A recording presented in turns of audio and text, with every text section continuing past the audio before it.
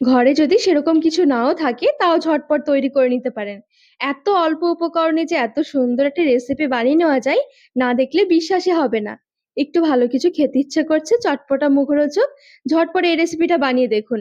এত সুন্দর মুচমুচে খাস্তা হবে, মুখে দিতে দেখবেন মিশে যাবে। যত খাবেন তত খেতে ইচ্ছে করবে, বারবার খাওয়ার পরও দেখবেন অরুচি আসবে নমস্কার না। বন্ধুরা, নতুন একটা পর্ব দেখার জন্য আপনাদের সকলকে স্বাগত জানাই। আজকে মুচমুচে একটা আলু স্ন্যাক্স তৈরি করে দেখাবো। বিকেলে হালকা খিদের জন্য বা চায়ের সাথে খাওয়ার জন্য ঝটপট বানিয়ে দেখতে পারেন। দারুণ লাগে খেতে। চলুন, আশা করছি আজকের রেসিপি অনেক ভালো লাগবে। সবার প্রথমে নিয়ে নিচ্ছি 200 গ্রাম ময়দা, অল্প একটু কাঁচা জোয়ান হাতে ঘষে দিয়ে দেব। কালো জিরে নিয়েছি, আর দিয়ে দিচ্ছি হাফ চামচের মতন লবণ। একটু ভালো করে মিশিয়ে নেব শুকনো উপকরণগুলো। 2 চামচ মতন ঘি মিশিয়ে একটু ময়াম দিয়ে নেব।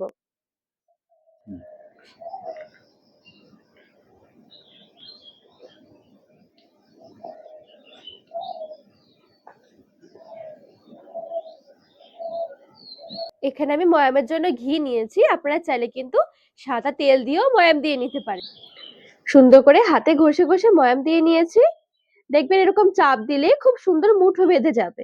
ঠিক এইভাবে করে একটু ময়াম দিয়ে নিতে হবে, তাহলে অনেক বেশি মুচমুচ আর খাস্তা তৈরি হবে। অল্প অল্প নরমাল জল দিয়ে এবার একটু শক্ত করে একটা ডো মেখে নেব।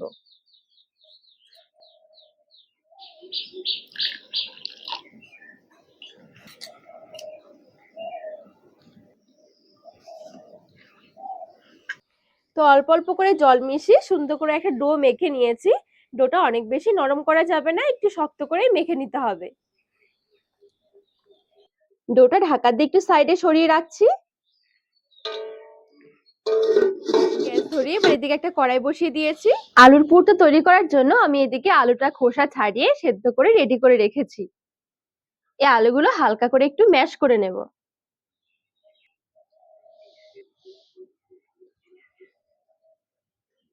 প্রথমে শুকনো কড়াইয়ে এখানে হাফ চামচ মতো নিয়ে নিচ্ছি 5 ফোড়ন, 2টো শুকনো লঙ্কা, দিয়ে দিচ্ছি একটা তেজপাতা। শুকনো কড়াইয়ে হালকা করে একটু ভেজে নেব। তো হালকা করে একটু ভেজে নিয়েছি, আবার খুব বেশি ভাজা হলে তেতো হয়ে যাবে। এবারে শিলপাটায় নিয়ে নিচ্ছি। এবারে হালকা করে একটু আদা ভাঙা করে গুঁড়ো করে নেব।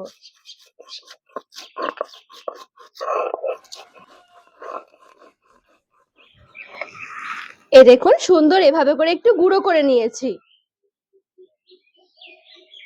আর এখানে একটু আদা নিয়েছি, আদাটাকে একটু থেতো করে নেব। সাথে একটা কাঁচা লঙ্কাও দিয়ে দিচ্ছি।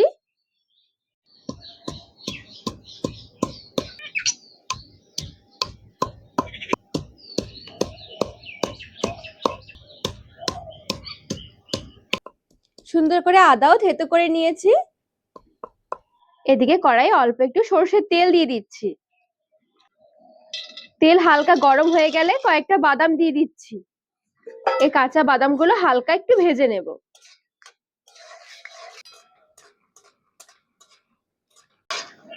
বাদাম হালকা ভাজা হয়ে গেছে, এবারে তেল থেকে উঠিয়ে নিচ্ছি।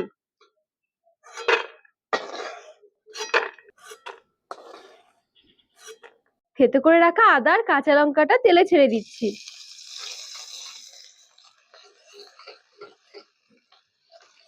একদম হালকা করে একটু ভেজে নেব। ম্যাশ করে রাখা আলু দিয়ে দিচ্ছি।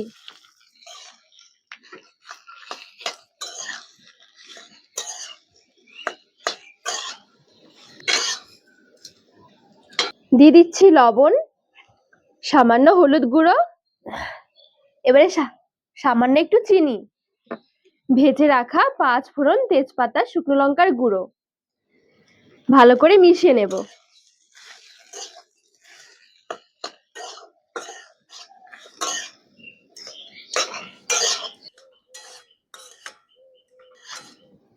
সবকিছু মিশিয়ে একটু হালকা ভাজা ভাজা করে নিয়েছি। ভেজে রাখা বাদামগুলো এবারে দিয়ে দিচ্ছি। তো এখানে একদম সিম্পল ভাবে আলুর পুরটা তৈরি হয়ে গেছে। ঠিক এইভাবে করে একদিন পুর বানিয়ে দেখবেন, দারুণ লাগে খেতে। সেরকম কিন্তু কোনো রকম মশলার দরকারও পড়বে না।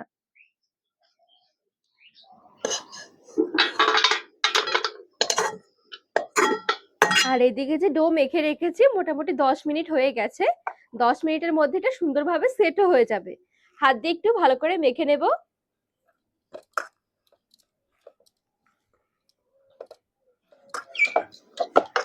এবারে এখান থেকে মিডিয়াম সাইজ করে করে লেচি বের করে নেব। খুব বেশি বড় করব না। এই দেখুন ঠিক এরকম সাইজ।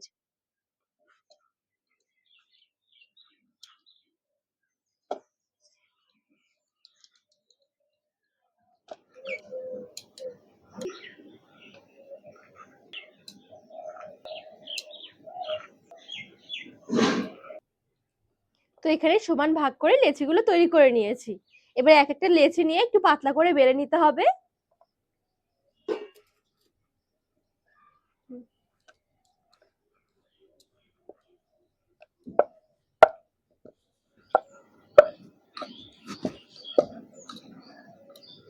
বেলে নেওয়ার পর অল্প একটু ঘি দিয়ে দিচ্ছি। ঘি চারদিকে ছড়িয়ে এভাবে করে একটু লাগিয়ে নিচ্ছি। এবারে 4 ভাঁজ করে নেব। এই দেখুন আবারও পাতলা করে বেলে নিতে হবে।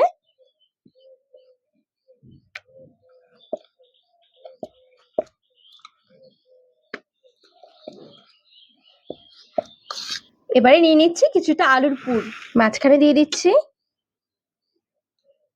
চারদিক থেকে এভাবে করে মুখটা লাগিয়ে বন্ধ করে দেব। আর বাড়তি কিছুটা অংশ আমি এভাবে করে নিয়ে নিচ্ছি, এটা বাদ দিয়ে দেব।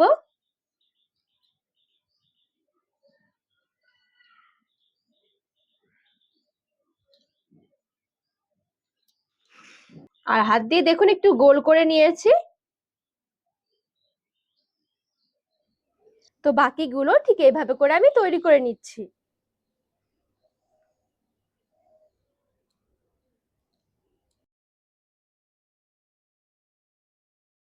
এইখানে দেখুন সবগুলো সুন্দরভাবে তৈরি করে নিয়েছি। এবারে এদিকে একটা কড়াই বসিয়ে অল্প একটু সাদা তেল গরম করে নেব। তেল যখন একদম হালকা গরম হতে শুরু করবে, এবারে এদিকে যে রেডি করে রেখেছিলাম এই আলুর বলগুলো ছেড়ে দিচ্ছি।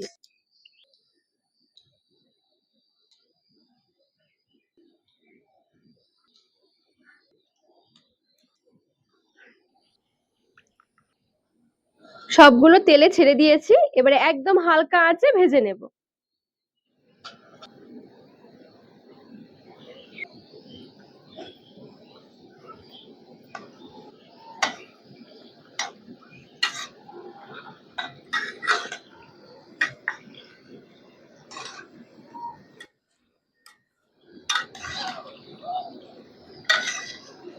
ভাজতে ভাজতে দেখুন বেশ কিন্তু সুন্দর একটা কালার এসে গেছে।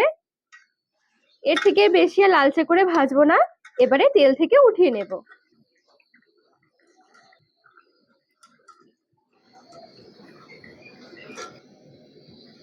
এই দেখুন এখানে সবগুলো সুন্দরভাবে ভেজে তুলে নিয়েছি। আর দেখুন এখানে দেখতেও কি দারুণ দেখাচ্ছে, কত সুন্দর মুচমুচে খাস্তা হয়েছে দেখে বোঝা যাচ্ছে। চলুন এবারে একটা ভেতর থেকে সুন্দরভাবে ভেঙেও দেখাচ্ছি। এই দেখুন একদম মুচমুচে মুখরোচক একটা রেসিপি। একবার হলো বাড়িতে এভাবে করে একদম শর্টকাটে বানিয়ে দেখতে পারেন, খেতে দারুণ লাগবে। বাড়ির সবাই কি এত প্রশংসা করবে ভাবতেই পারবেন না।